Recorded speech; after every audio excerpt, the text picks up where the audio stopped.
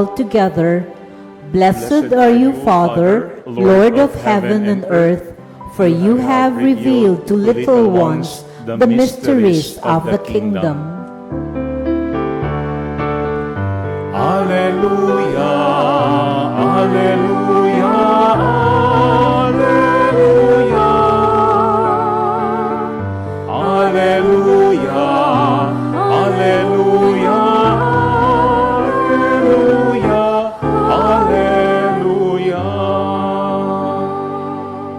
My dear sisters and brothers, the Lord be with you. And with your spirit. A reading from the Holy Gospel according to Matthew. Glory to you, O Lord. Jesus said to his disciples, "The kingdom of heaven is like a treasure buried in a field, which a person finds and hides again, and out of joy goes and sells all that he has and buys that field. Again, the kingdom of heaven is like a merchant searching for fine pearls. When he finds a pearl of great price, he goes and sells all that he has and buys it." My dear friends, the gospel of the Lord. Praise to you, Lord Jesus Christ. Please be seated for a while. Again, my dear friends, good evening. I would like you to think, if there is one thing in your life that you cannot live without, what is it? Kung merong isang bagay sa inyong buhay na hindi mo kayang mawala, ano yun? What is the one thing you cannot live without? Siguro depende yan sa ating age. Kapag bata-bata, kapag teenager, of course, social media, gadgets, internet. Pero mga aring kapag tayo ay tumatanda na, the first thing that we put sa ating bag when we go out or travel ay yung ating maintenance medicine. Yun ang hindi kailangan mawala sa atin. What is the one thing that you cannot live without? I remember many years ago, I joined the retreat of high school students na all girls sa isang school. Ako yung kanilang chaplain during that time. Hindi ako magbibigay ng retreat, but I'm there for the mass and for the confession. And I will never forget, yung kanilang advisor told me na nung dumating yung lahat ng mga students sa school, bago sila sumakay ng bus going to Tagaytay, each one of them had been given a bayong, isang bayong na bag. Hindi ganoon kalaki. And they instructed all the students that they can only bring with them for the retreat whatever would fit in that bayong. Kung ano lamang yung magkakasya sa bayong na yun, yun lamang ang kanilang pwedeng dalhin sa kanilang retreat in Tagaytay. Yung iba, iiwan mismo sa school. Alam niyo, ang sabi sa akin ng advisor, Father, natataranta po yung mga bata because they want to bring everything with them. Para yung kanilang buong closet, dala-dala nila. Pero over dinner, I will never forget, in Tagaytay, during the retreat, yung isang teacher nagkikwento sa akin. Ang sabi niya, Father, meron pong isang estudyante dyan, ang kanyang dinala sa kanyang bayong ay 2 napakalaking bottles ng shampoo and conditioner na organic. Ang problema, sobrang laki po ng bottles na yun. Halos yun lang ang laman ng kanyang bayong. Kaya siya ngayon ay namomroblema kasi iniwan niya yung lahat ng kanyang mga gamit sa school. Siguro magandang ating tingnan yung ating mga sarili. What will you put in that bayong? Kapag merong tayong chance na umalis at yun lamang nakalagay sa bayong na yun ang dadalhin natin. I think our entire life is a continuous search. Palagi tayong naghahanap. And we get different advice from different people regarding this. And most of the time, our search is based on the premise that it will give us happiness. Kaya lahat ng ating hinahanap, umaasa tayo, yun ang magbibigay kaligayahan sa ating buhay. No one wants to be unhappy. Walang naghahanap para maging malungkot. Lahat tayo naghahanap para magkaroon ng kagalakan sa ating buhay. And I think we are very busy looking for quote-unquote treasures in different fields. Katulad ng ating ebanghelyo sa ngayon, searching for fine pearls, searching for a very important treasure. Marami tayong pinupuntahan na different fields in our life simply to look for that treasure, to look for that pearl.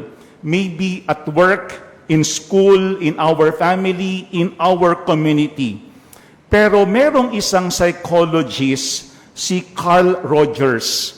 Ang sabi ni Carl Rogers is this: happiness is not a destination, but a direction. Happiness is not a destination, but a direction. Bakit daw? Kasi when we are young, we are very impulsive to simply say, this is it. Nakita ko na kung ano yung magpapaligaya sa akin. Pero he said, the moment that we reach that thing, ang sabi niya, the next question is, what is next? Ano yung susunod na hahanapin ko sa aking buhay? That's why, again, we search for something new. Kapag nawala na yung novelty ng ating mga nakuha sa ating buhay that makes us excited and happy. Kaya yung ating search in life is always unending. Kaya sinabi ni Carl Rogers, happiness is not a destination. Kasi kapag na-reach mo na yung bagay na yun, hindi ibig sabihin masaya ka na. Kasi maghahanap ka pa uli ng iyong gustong gawin, maabot, puntahan sa iyong buhay. And our society is always telling us, more is better. Diyan tayo nakokondisyon ng ating paligid to think more is better. Thus, we have the tendency to acquire a lot of things, a lot of titles, a lot of accomplishments in our life, hoping that these things will give us happiness and that we will be contented and satisfied. Pero ano ang nagiging result? We are simply tired and disappointed. Tayo ay napapagod lamang at nadidismaya. May isa ko nabasang quotation the other day na ang sabi doon, the things we decide to chase determine where we invest our daily time and effort. Uulitin ko. The things we decide to chase determine where we invest our daily time and effort. Ano ang sinasabi noon? We are always searching. We are always chasing. We are always looking for things to accomplish, to acquire, to have. That's why yung ating search always consumes a large part of our life. Kaya ating hindi namamalayan, nauubos na yung ating panahon, yung ating lakas, dahil sa ating mga hinahanap sa ating buhay. I think looking at our gospel for today, there are two important things that we have to remember. Dalawang D. First D is discernment. Discernment. We have to know what the real treasure is. Know what the real treasure is. I think yun ang hiningi ni Solomon in our first reading, to be able to discern between what is right and what is wrong. Alam po nyo, merong isang Hollywood actress dati Hindi ko siya ganoon kakilala. Sorry, hindi ko po siya inabot. Si Judy Garland. No? Si Judy Garland daw, siya yung original actress before Lady Gaga and Bette Midler in the movie A Star is Born. At nung siya'y bata-bata pa, siya yung gumanap bilang Dorothy in The Wizard of Oz. Ang sabi nung nabasa kong libro, she had all the fame, money, status the world has to offer. Bilang isang Hollywood actress, she was very successful. She has everything. Pero ano ang kanyang laging sinasabi sa mga tao sa kanyang interview? The greatest treasures are those that are invisible to the eye, but they are found in the heart. Uulitin ko. The greatest treasures are those that are invisible to the eye, but they are found in the heart. Ang talagang kayamanan ay hindi yung lagi mong nakikita. Kasi ang ating laging nakikita, marahil andyan yung pera, maaaring andyan yung alahas, andyan yung kasikatan, andyan yung magagarang bahay, kotse, lahat ng mga titles or accomplishments. Pero ang sabi ni Judy Garland, but they are found in the heart. The question is, what is in our hearts? What do we really treasure in our hearts? Because our society focuses on the external, on the appearance. But we all know that all these things definitely will fade. Yung mga bagong gamit na luluma, yung ating mga pinag-ipunang gadgets, next year, laos na rin yun. Pero yung real treasure, I think, is what will help us get through when everything in our life fails. And what is that? Relationship. Kaya nga kasi baka sa isang banda, abalang-abala tayo sa napakaraming bagay. Pero yung ating buhay ay hindi nagiging makabuluhan kasi ating hindi nabibigyan ng oras yung mga tao na nakapalibot mismo sa atin. Alam po niyo, meron akong nabasang article the other day. Ang sabi doon, life's greatest treasures are priceless, for we cannot use money to buy them. Life's greatest treasures are only bought with the currency of the heart. With the currency of the heart. Mga kapatid, sana'y hindi natin pinagpapalit yung ating relasyon sa anumang bagay sa ating paligid. Kasi ang lahat ng bagay, merong katapusan, merong hangganan. At kapag nawala ang lahat ng mga bagay na yaan, yung ating relasyon sa Diyos at sa ating pamilya, ang siyang ating talagang pahahalagahan sa buhay. First D, discernment. Sana wag tayong magpapalinlang sa mga nagsasabi that they are treasures, that they are pearl of great price. Kailangan alam natin what are the real treasures that will really last. Yung first D, discernment. Pero pangalawa at panghuling D, I think, na very important based on our gospel is this, decision.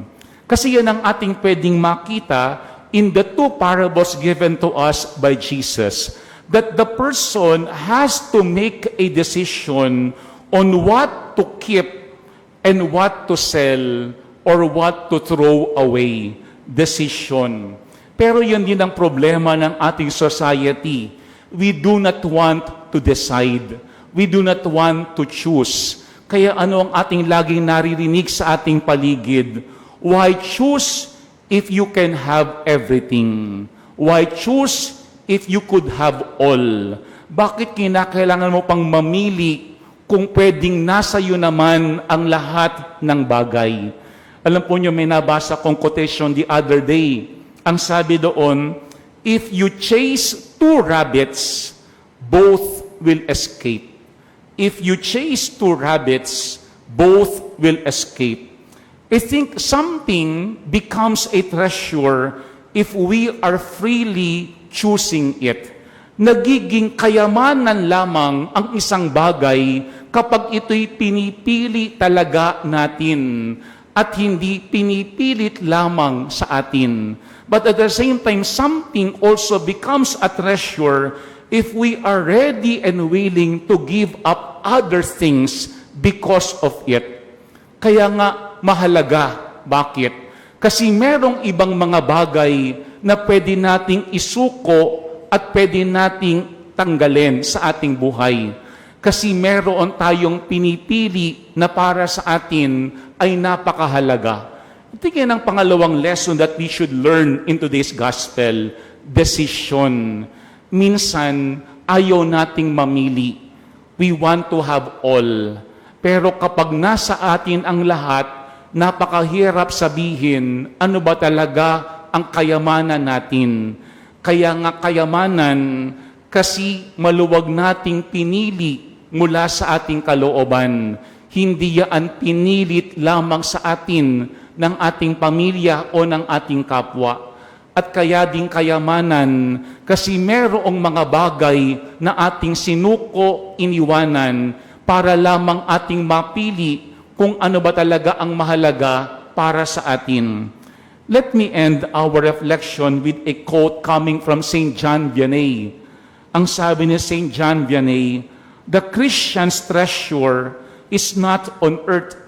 Wala raw sa mundong ito ang talagang ating kayamanan. It is in heaven. So our thinking must go to where our treasure is. Sana araw-araw alam natin ano ba talaga ang tunay na kayamanan at yun ang ating tutukan mismo sa ating buhay.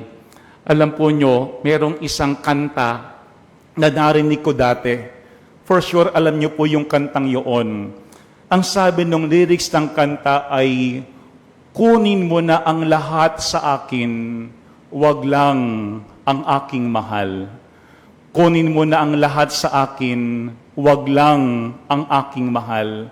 Ang tanong, maliwanag ba talaga sa atin kung sino o ano ang mahal natin?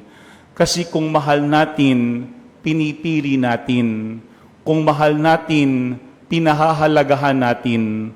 Kung mahal natin, pinaglalaban natin. At kung mahal natin, ating hindi iiwanan anuman ang mangyari. Kunin mo na ang lahat sa akin, wag lang ang aking mahal.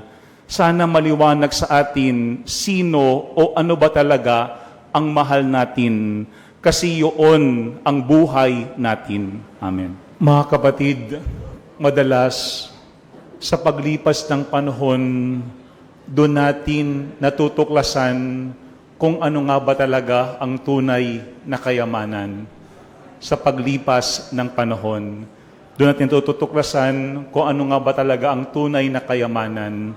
Sana nga lamang hindi pa huli ang lahat kapag ito'y ating natuklasan. Kasi ang pinakamasaklap, baka kasi yung ating isinakripisyo at ibinigay dati, ang siya pa talagang tunay na kayamanan sa ating buhay. To this, in today's gospel, discernment and decision. The Lord